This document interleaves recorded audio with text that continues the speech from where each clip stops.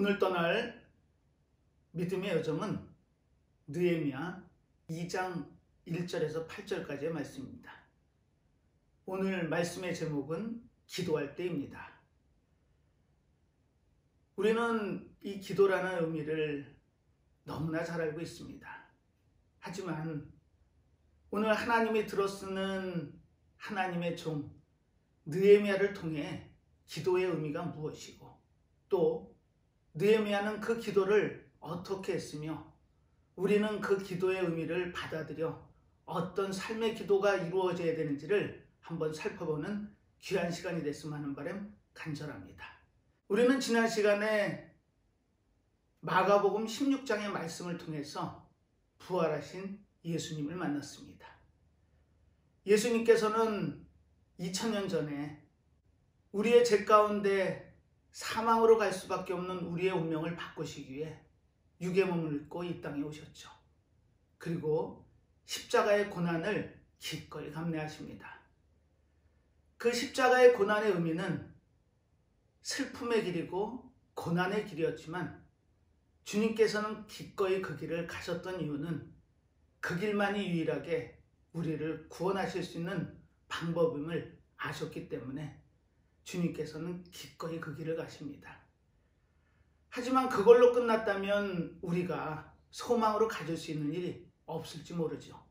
하지만 주님께서는 마태복음만 보더라도 6번에 걸쳐서 내가 십자가의 고난을 통해 이 길을 가지만 3일 만에 다시 살아나시겠다라는 약속을 주십니다.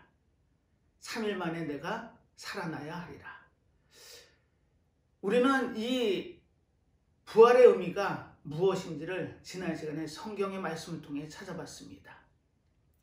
마가는 사도 바울과 바나바와 함께 떠났던 1차 선교 여행에서 중도에 포기하고 돌아오고 말죠. 그만큼 아마 믿음적으로나 연약함이 육체적으로 있을지 모릅니다.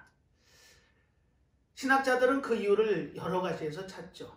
하지만 분명한 건 이유가 어떻게 됐던 그 선교여행 중간에 포기하고 돌아왔다는 게 아마 마가한테는 멍이었을 겁니다. 그리고 바울과 바나바는 2차 전도여행을 준비하면서 마가를 데려가느냐 하는 문제로 큰 다툼을 했다고 성경은 증언합니다. 성경이 기록될 정도로 큰 다툼이 있었다라는 그 의미, 아마 마가를 꼭 데려가고 싶은 삼촌 바나바의 마음과 중도의 이유가 어떻든 간에 포기하고 돌아간 마가를 데려갈 수 없다는 바울, 아마 신앙적인 부딪힘이 있었으면 분명합니다. 그리고 이 마가는 바나바와 함께 따로 선교여행을 구부로로 떠났죠. 그렇게 역사의 뒤안길로 사라졌다면 마가는 아마 4복음서 중에 제일 먼저 기록된 마가복음을 기록하지 못했을 수도 있습니다. 하지만 그 구브로에서의 선교여행을 마치고 아마 그 이야기가 바울에게 전해졌음이 분명합니다. 바울은 로마 감옥에 갇혀 있을 때 디모데를 통해서 마가를 데려오라는 부탁을 합니다. 그리고 극적으로 화해가 이루어지죠. 마가는 그 뒤로 바울이 순교할 때까지 로마에 남아서 그 마지막 바울이 가는 길을 지켜볼 뿐 아니라 함께 합니다. 그리고 그 뒤에 베드로와 동역을 하다가 하나님의 이끄심 따라 애굽 땅 알렉산드리아로 내려가죠. 아마 믿음의 볼모지가 분명할 겁니다. 그곳에 가서 교회를 세우고 일대 주교로 서죠. 하지만 그 마가는 순교의 자리까지 들어가는 그 사명을 기꺼이 감당해냅니다. 결코 쉬운 과정은 아니었을 겁니다. 말에 묶여서 사지가 끌리는 그 고통 가운데 순교를 당하지만 마가는 기꺼이 그 길을 갑니다. 과연 마가는 무엇이 그와 같은 놀라운 초인적인 힘을 발휘하는 신앙의 모습을 보였을까요? 우리는 신앙의 여정을 간다고 하면서, 믿음의 길을 간다고 하면서 과연 이 자리에서 그 승리자의 삶, 성공자의 삶을 살 수 있을까요? 마가는 부활하신 예수님을 보고 그분께만 소망이 있다는 것을 깨달았을 겁니다. 그리고 그 순교의 삶 가운데서도 기꺼이 그 길을 가면서 주님을 증거하는 일을 마다하지 않죠. 아마 그 마가 같은 순교자의 모습이 2000년 뒤에 오늘 우리를 통해서 열매를 맺고 있는지 모르겠습니다. 마가의 놀라운 그 희생이 우리를 오늘 이 믿음의 자리로 이끌었음이 분명합니다. 예수님께서는 요한복음 11장에 내가 부활이요 생명이니 나를 믿는 자는 죽어도 살겠고 무릇 살아서 나를 믿는 자는 영원히 죽지 아니하리라는 약속을 주시며 내가 이것을 믿느냐라고 질문하고 계십니다. 오늘 믿음의 여정을 가는 우리의 삶 가운데 과연 부활이 얼마나 현실적으로 와닿나요? 지난 시간에 시카고 트리뷴지의 기자인 리 스트로벨의 삶을 통해서 그 부활을 증거해 드렸습니다. 리 스트로벨은 그 부활이 거짓이고 실제하지 않는 사실임을 밝히기 위해 21개월 동안 2200편에 달하는 자료를 검색하고 또 많은 전문가들을 만나서 이 부활이 거짓임을 밝히길 원했습니다. 하지만 그 여정 가운데 이런 고백밖에 할 수가 없었습니다. 하나님이 이기셨습니다. 부활하신 예수님의 그 놀라운 사건은 사실이 분명하다라는 고백을 할 수밖에 없었고 또 아내가 다니는 교회에서 훗날 교육 목사로 사역을 감당할 수 있었던 것은 복음의 힘입니다. 우리는 지난 주일을 부활의 주일로 섬겼습니다. 부활하신 예수님이 내 마음속에 느껴지시나요? 그분이 다시 살아나심을 증언하시고 증거하셨기 때문에 우리는 그분을 통해서 새로운 생명을 받았습니다. 육체적인 삶, 세상의 삶, 사망 권세로 들어갈 수밖에 없는 그 길목에서 우리는 주님이 기꺼이 가신 그 길에 은혜로 이렇게 예배당에 나와 예배를 통해 주님을 만납니다. 그리고 우리는 그 부활을 증거하는 사명을 받죠. 그리고 지난주에 말씀의 제목은 복음을 전파하였습니다. 과연 우리는 어떻게 복음을 전파할까요? 그 이유는, 그 방법은 딱 하나입니다.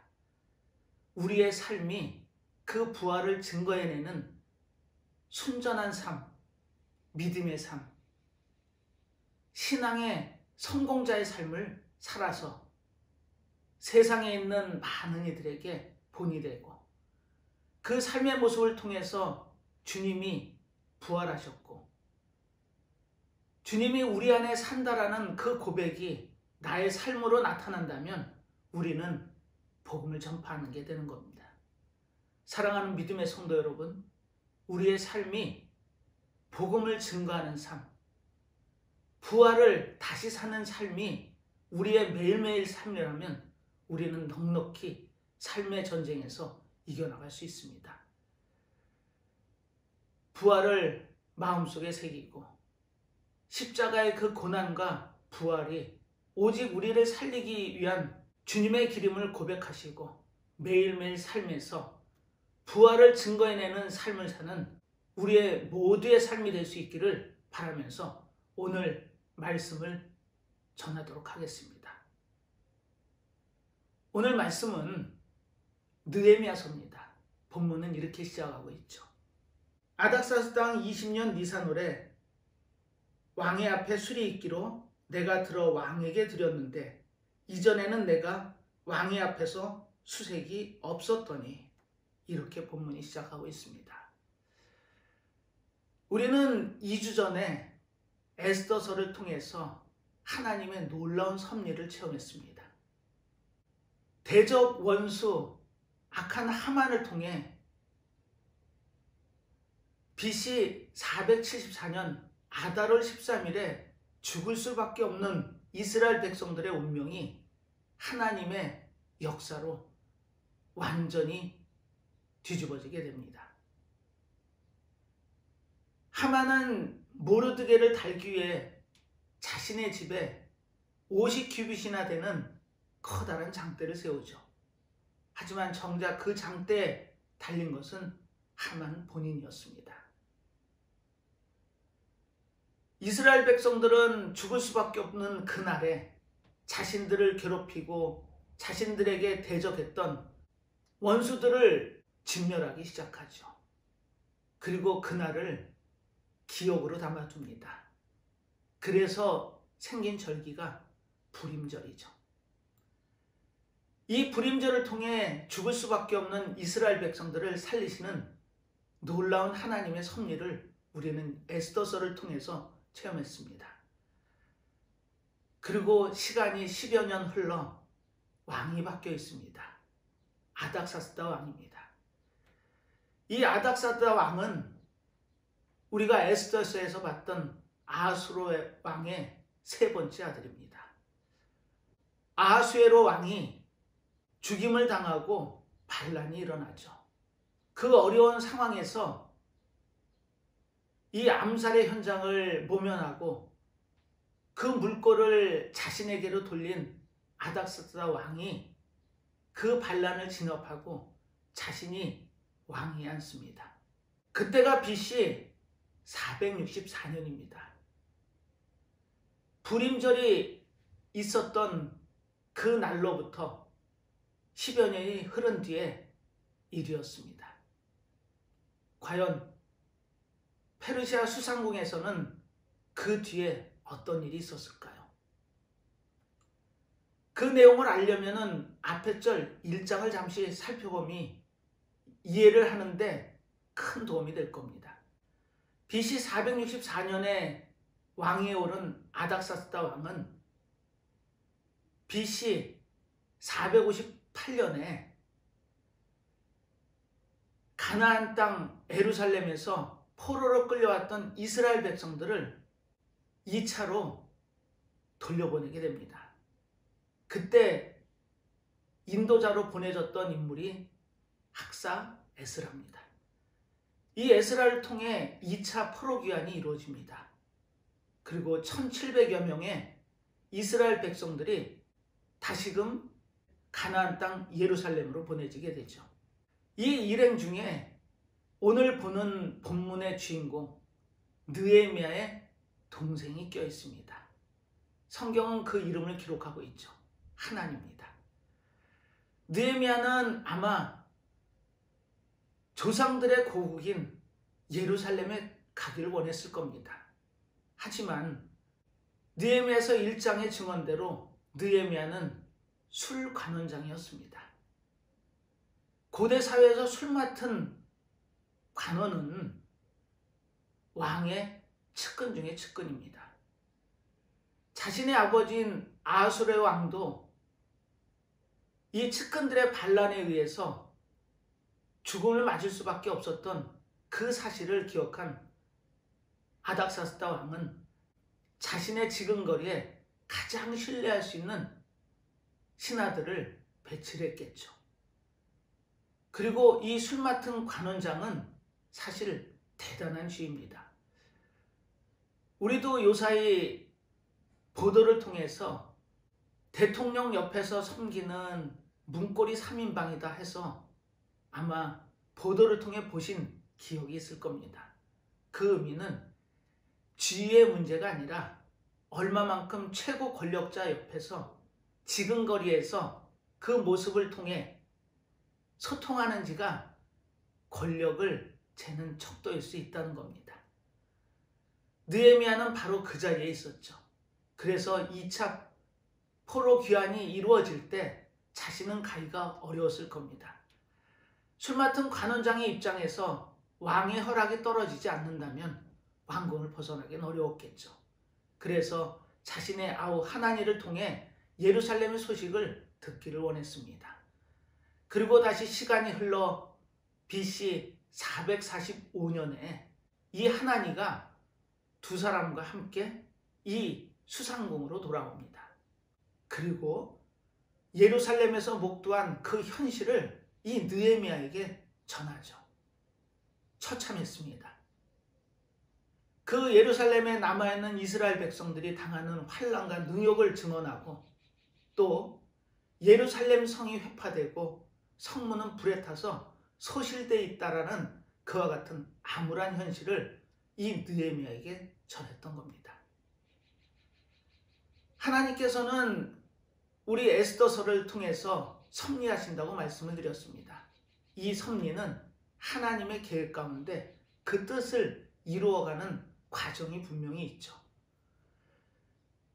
하나님은 이 느헤미야를 남기셨습니다.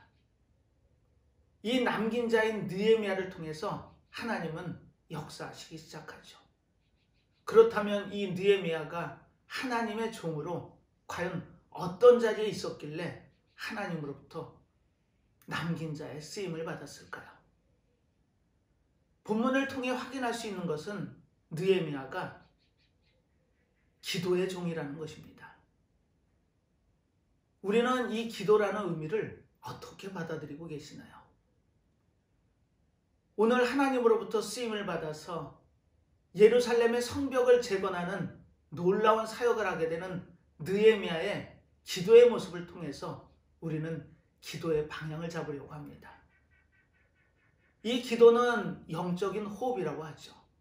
우리는 세상에 나와 사망 권세에서 이김을 받은 하나님의 자녀의 백성입니다. 우리의 삶 가운데 과연 기도의 의미는, 기도의 자리는 어디에 있나요? 오늘 이 느헤미야의 기도를 통해서 우리는 기도의 의미를 다시금 다잡아 보려고 합니다. 우리는 기도를 단지 내가 원하는 것을 얻기 위한 수단으로 이용하고 계시진 않나요? 하나님, 이거를 해주세요. 이 문제가 해결이 된다면 저는 해낼 수 있습니다. 라고 자신의 필요만을 간구하고 계시진 않나요? 느헤미야는 이렇게 기도를 합니다. 느헤미야의 기도를 6가지로 볼 텐데요.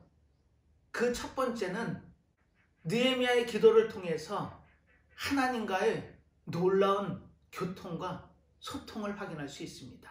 즉, 기도는 하나님하고의 관계 유지였던 겁니다. 성경은 이렇게 증언하죠. 간구하나이다 주야로 기도하며 기억하옵소서 주여 구하오니.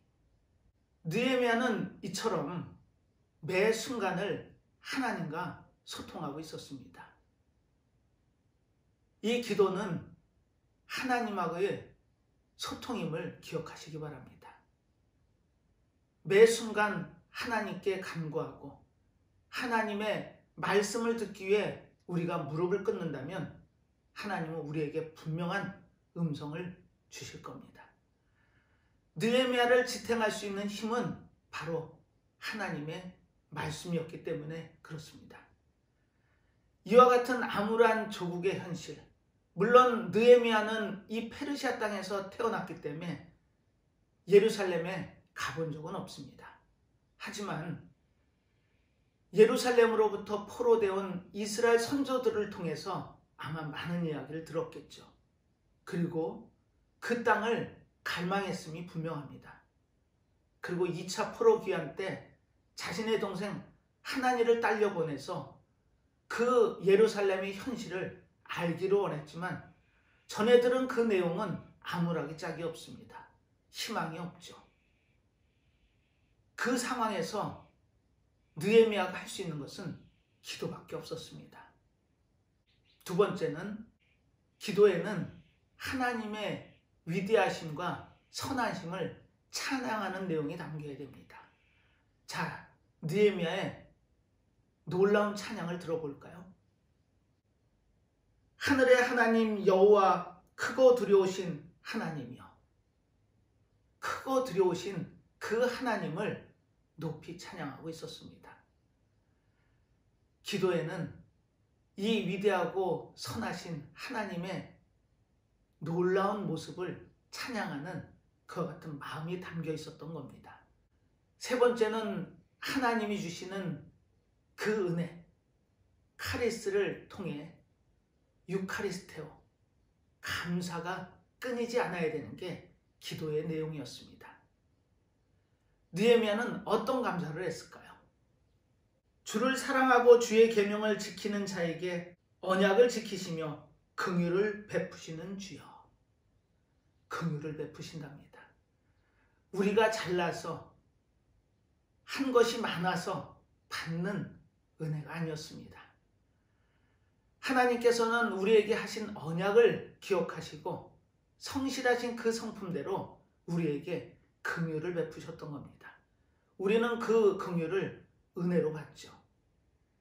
그 카리스를 받았을 때 우리는 감사가 끊이지 않아야 됩니다. 지금 느헤미야는 이 어려운 상황에서도 하나님의 놀라운 은혜와 긍휼을 기억하고 감사를 표하고 있었던 겁니다. 네 번째입니다. 기도에는 자신의 불순종에 대한 고백이 반드시 따라야 됩니다. 느헤미야의 고백입니다.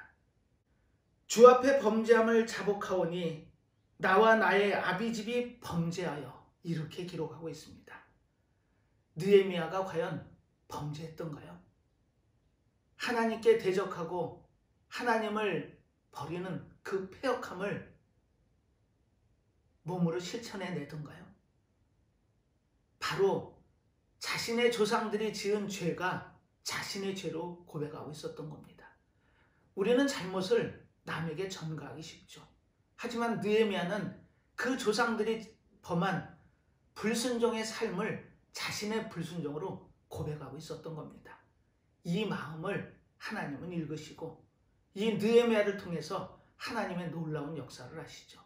이것이 기도입니다.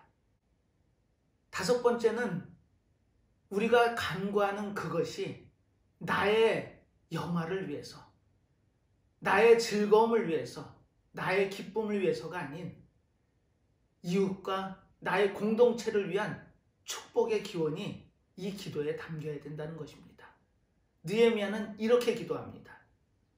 이들은 주께서 일찍 큰 권능과 강한 손으로 구속하신 주의 종이요 주의 백성이니이다. 이들을 굽어 살피소서. 기도는 나를 위한 것이 아니고 이웃과 공동체를 위한 기도여야 하는 것입니다. 느헤미야는 그 기도를 하나님께 간구하고 있었죠. 여섯 번째는 나의 욕망을 포기하고 하나님께 절대적인 복종을 하는 마음이 담기는 것이 기도입니다. 이스라엘 백성들이 처한 환경을 동생을 통해 전해 들은 느헤미야는 바로 슬퍼하며 금식하며 기도했습니다. 이것이 기도자의 모습입니다. 1000km 가까운 거리가 떨어져 있는 예루살렘, 그곳에서 당하는 환난과 능욕을 느헤미야는 이 페르시아 땅 수산성에서 호의호식하는 그와 같은 권력자의 위치에서 기꺼이 함께 감수하고 있었던 겁니다. 이스라엘 백성들이 당하는 그 환난과 능욕이 자신의 환난과 능욕으로 겪어내고 있었다는 거죠. 느헤미야의 마음입니다. 느헤미야는 자신의 욕망 마음속에 담지 않았습니다. 그리고 하나님께 철저히 복종하며 하나님의 백성을 기억하시라는 간구를 하고 있었던 겁니다. 이것이 바로 기도입니다.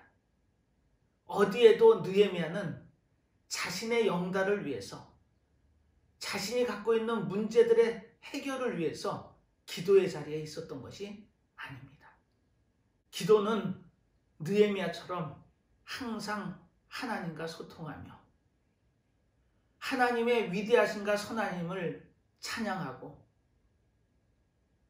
하나님이 주시는 그 놀라운 은혜에 감사를 늘 가슴속에 새기며 나의 불순종한 삶을 고백하고 내가 아닌 이웃과 공동체를 축복하는 기원을 담아서 나의 욕망을 절제하고 오직 하나님께 온전한 복종의 삶을 살겠다라는 고백이 기도의 의미였던 겁니다.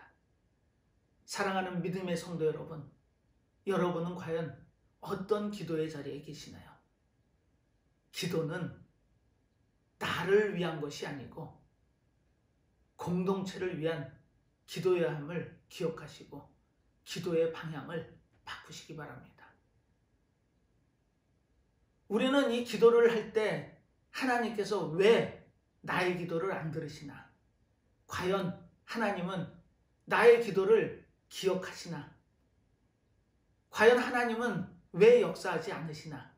이와 같은 의문점이 드시지 않던가요? 그렇다면 우리는 기도의 방향을 한번 다시 점검해 볼 필요가 있습니다. 느헤미야는 자신의 동족들이 당하는 환난과 능욕을 기억했던 겁니다. 그리고 그 소식을 듣자마자 슬픔으로 무릎을 꿇고 금식하며 기도를 통해 하나님께 이렇게 간구를 합니다.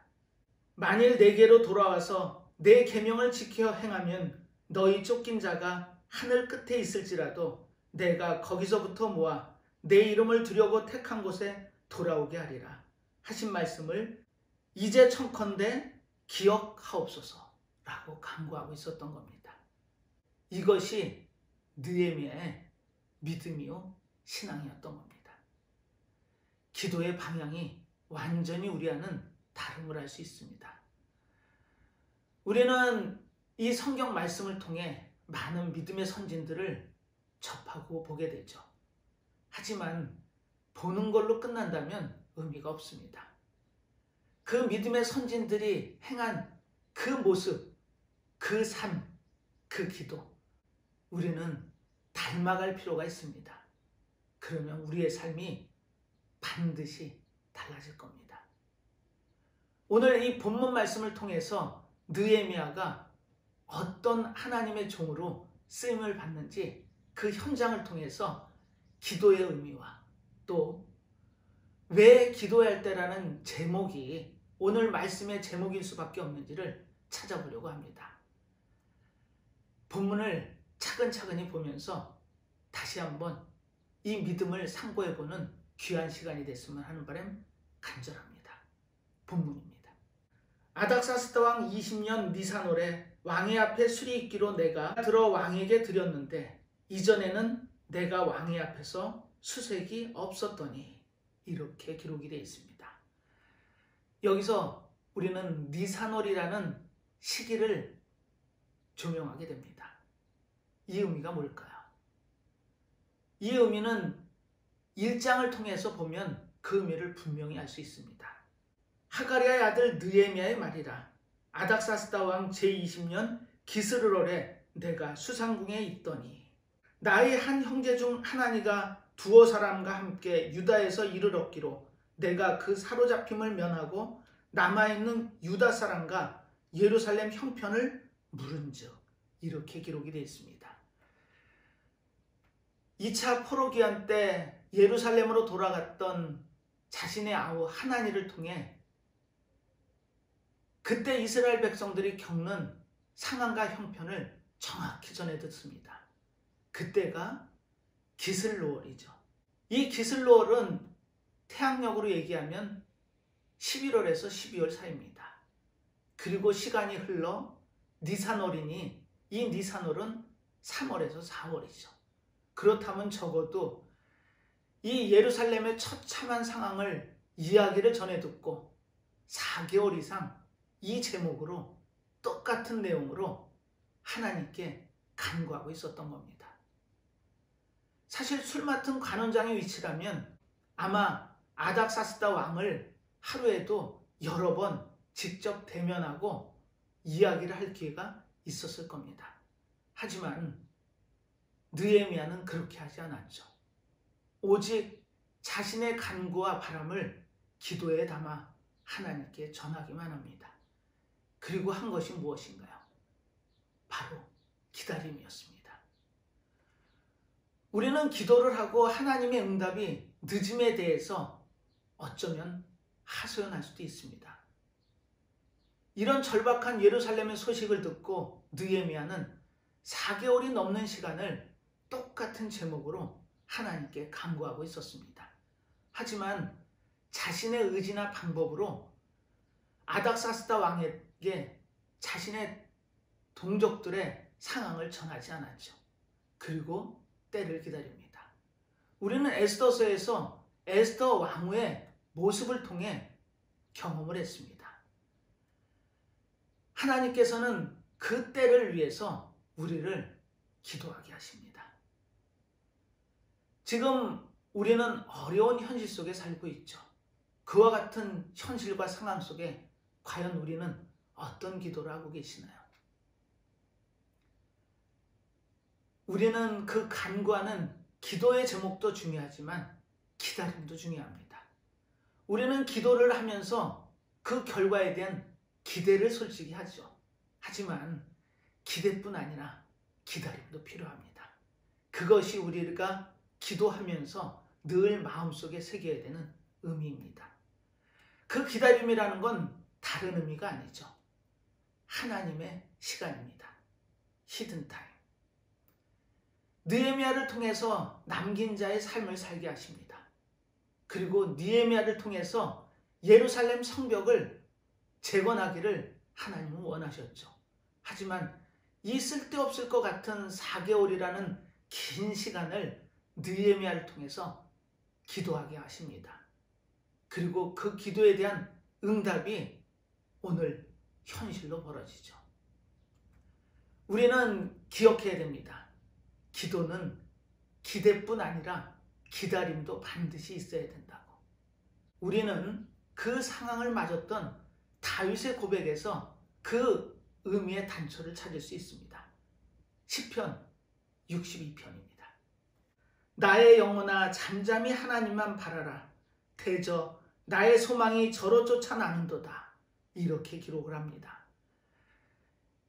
이 시편은 다윗이 기록했죠. 배경은 시편 39편과 비슷합니다.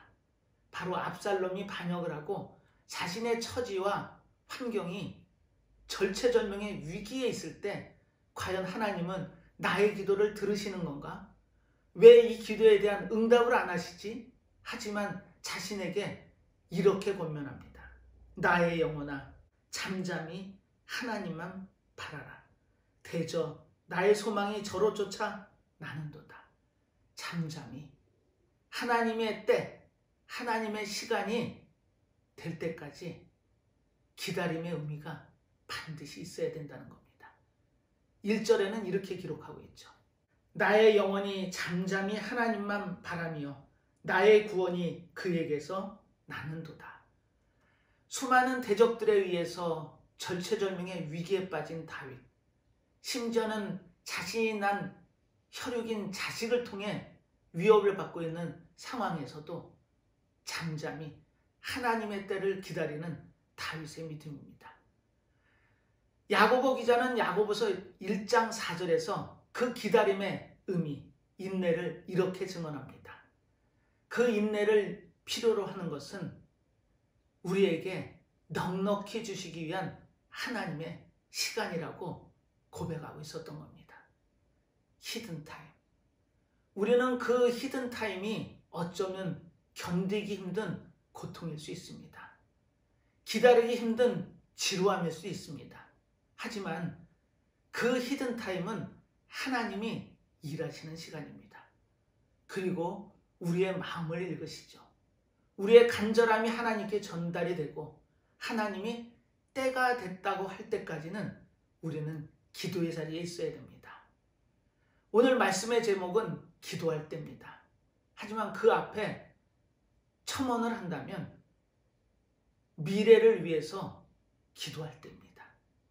우리가 기도를 하는 것은 과거를 위해서도 아니고 지금을 위해서도가 아닌 우리의 미래를 위해서 하나님의 시간표대로 섭리하시는 그 계획 가운데 나를 이끌어 가심을 믿고 고백하는 시간이 기도의 자리입니다. 그것이 우리가 아는 기도의 의미였습니다. 루터는 이렇게 고백을 했죠. 우리의 매일의 직업이 기도라고. 이 의미는 뭘까요?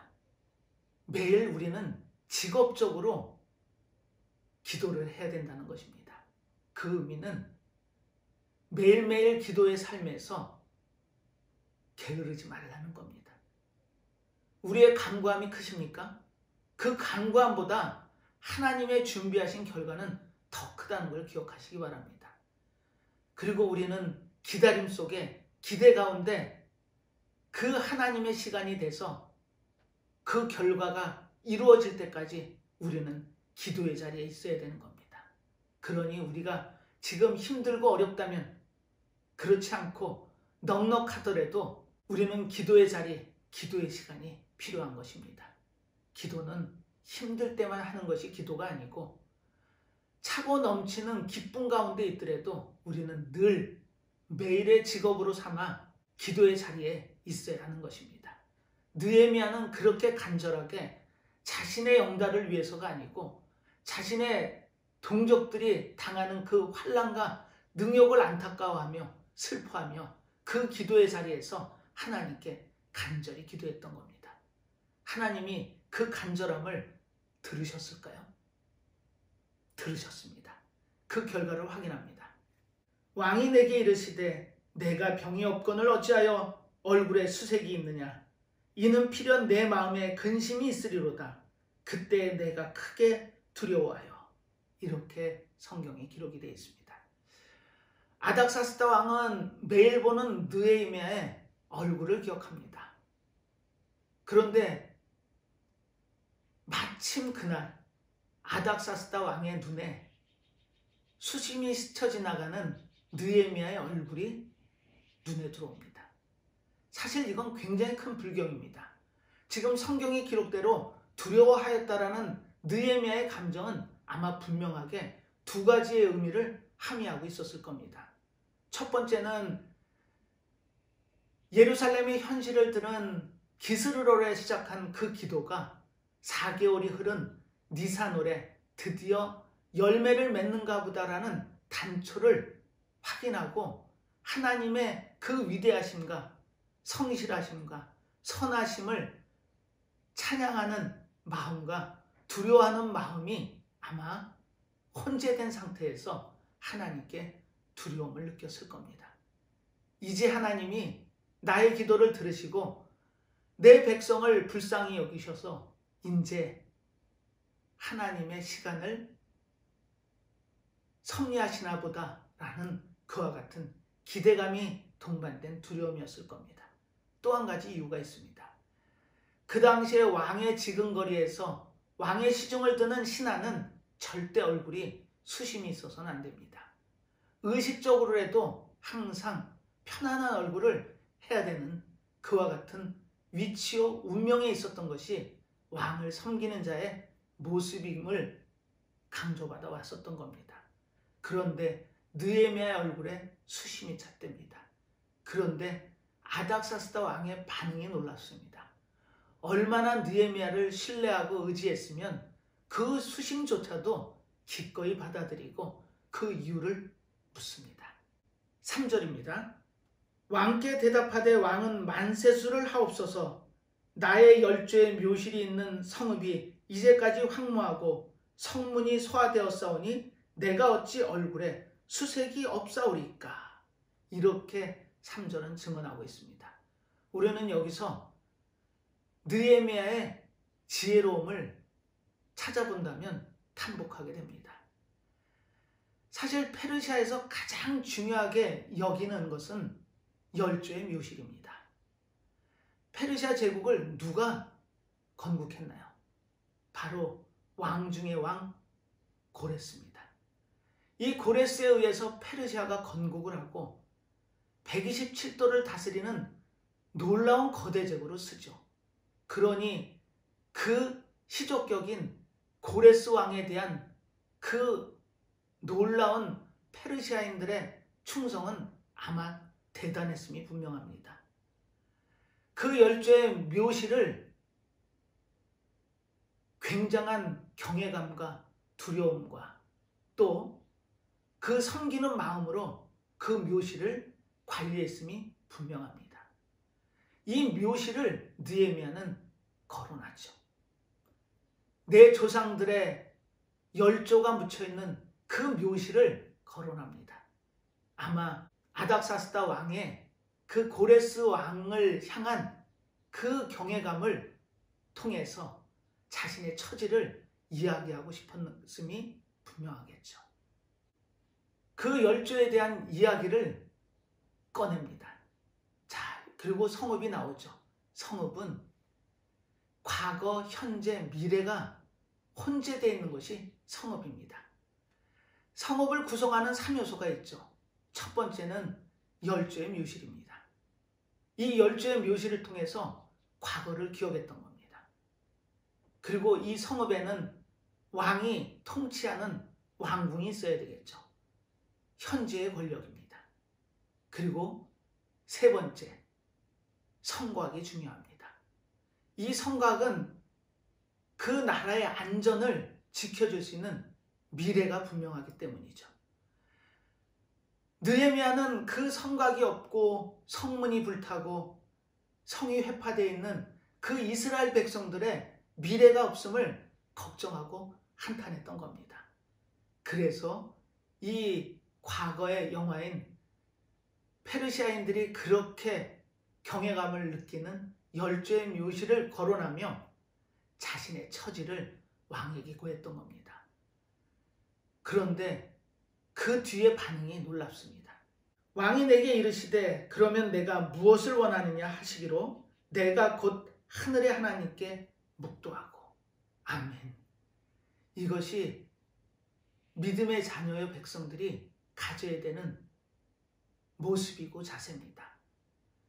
왕의 마음이 이 느헤미야의 상황을 이해하고 무엇을 해주기를 바라느냐고 반문할 때 느헤미야는 곧바로 묵도합니다. 그 의미는 무엇일까요?